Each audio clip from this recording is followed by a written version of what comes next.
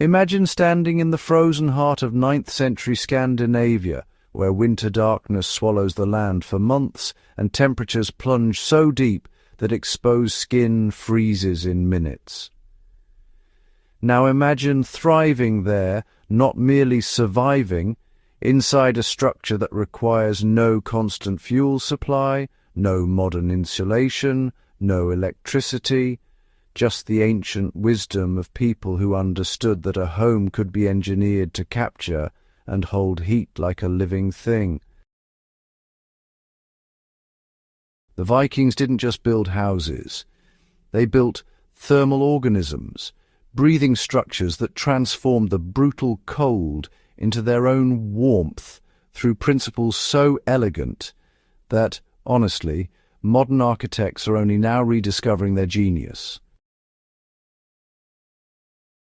The living walls, architecture as insulation. The foundation of Viking thermal engineering began with understanding Earth itself as an ally. Picture the construction families cutting rectangular blocks of turf from the ground, each piece a compressed matrix of soil, roots and vegetation. These weren't simply stacked like bricks. They were positioned grass-side outward, creating walls that could reach 6 feet thick at the base. As these living blocks settled into place, something remarkable happened. The grass continued growing, roots interweaving and strengthening, essentially creating a self-repairing thermal barrier that improved with age. Walk your hand along such a wall from outside to inside, and you'd feel the temperature gradient shift dramatically across those feet of compressed earth. The outer surface might register below freezing while the interior remained temperate, the turf acting as a thermal dam holding back the Arctic cold. The heart of heat, lay in the way the Vikings engineered the long fire. At the center of every longhouse burned what the Vikings called the langeld, the long fire. This wasn't a simple campfire relocated indoors.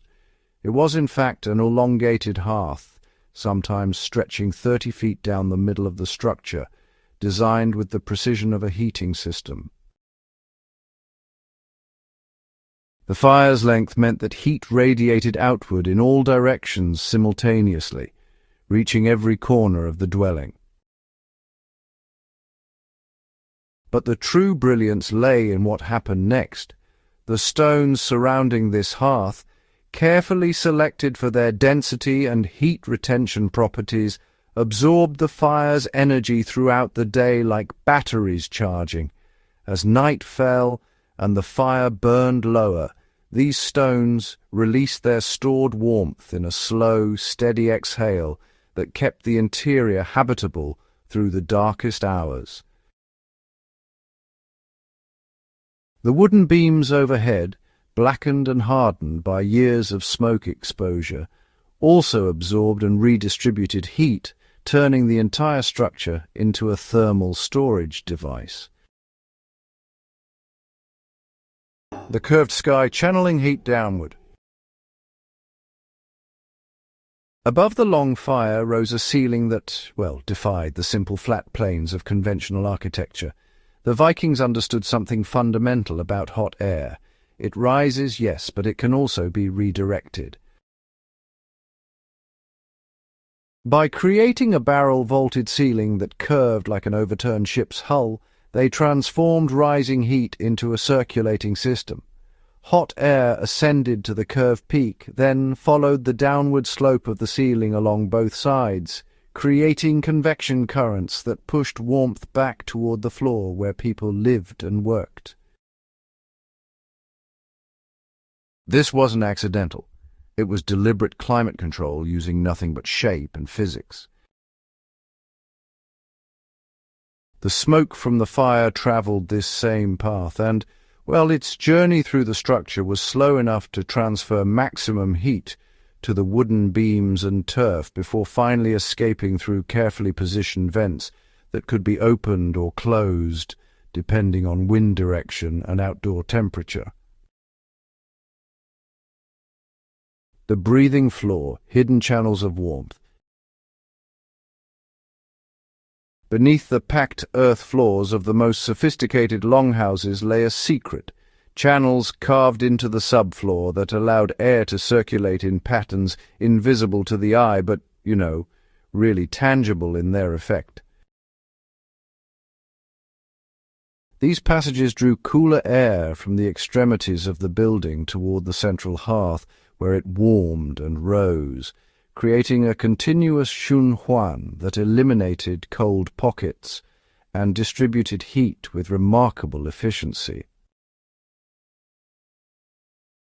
Combined with the thermal mass of the floor itself, which absorbed heat from above and radiated it back upward, the Vikings had essentially created radiant floor heating 1,000 years before modern systems.